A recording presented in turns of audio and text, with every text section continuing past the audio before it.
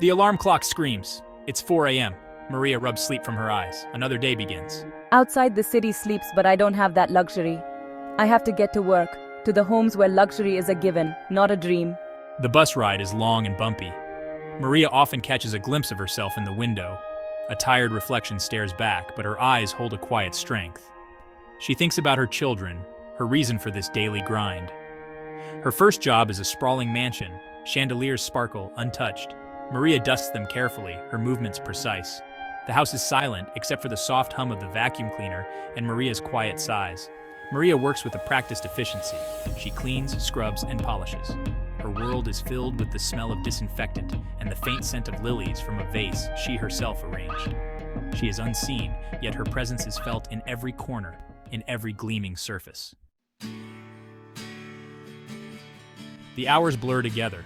Maria moves from one opulent home to another. Each house, a testament to wealth and privilege. Each house, a stark contrast to her own reality. The bus ride home is no easier. My feet ache, my back throbs. But as the bus rumbles through the city, I find solace in the familiar sights. The street vendor selling tamales, the kids playing basketball, the old lady walking her dog. Her tiny apartment is a haven. It's not much, but it's hers. The walls are adorned with her children's drawings, splashes of color against the fading paint. Their laughter, echoing through the small space, is the sweetest music to her ears. Dinner is a simple affair. Beans, rice, tortillas, but it's made with love, and that's what matters. As I watch my children eat, I feel a surge of love and a pang of guilt. I wish I could give them more. The next day starts like all the others. The relentless alarm clock, the hurried breakfast, the long bus ride. Maria steps back into the world of gleaming marble and sparkling silver. I polish the silver until it shines, reflecting my own tired face. I fluff pillows on king-size beds, beds larger than my entire living room. I scrub toilets used by people who will never know my name. But Maria doesn't dwell on the unfairness. She finds satisfaction in her work, in the order she creates out of chaos.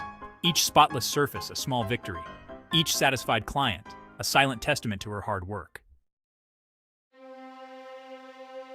Life's troubles don't stop at the door of privilege. They seep through the cracks, casting shadows even in the brightest rooms. Sighs deeply. My daughter is sick again. The doctor's bills, they weigh so heavily on my mind. Fear claws at her heart. She needs to work more hours, pick up extra shifts. But who will look after her daughter? The questions circle in her head, a constant, dizzying whirl. Softly, how can I do this? How can I keep going? Later that day, while cleaning a child's room filled with expensive toys, Maria sees a discarded drawing.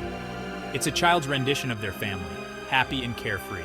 Maria's heart aches for that kind of simplicity, for a life without constant worry. Whispers, I wish things were different. The weight of her burdens threatens to crush her. But then, she looks at the photo of her children taped to the inside of her locker. Their smiling faces fuel her resolve. Determined, I will fight for them, for their happiness, for their future. One day, amidst the routine, something unexpected happens.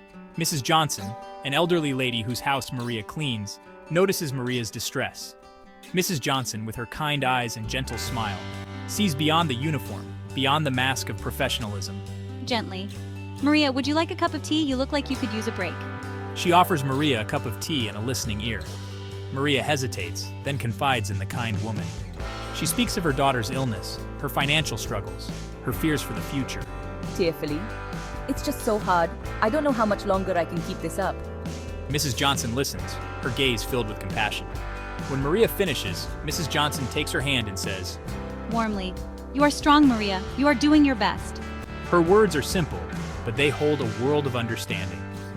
The kindness of a stranger, a small act of empathy, plants a seed of hope in Maria's heart.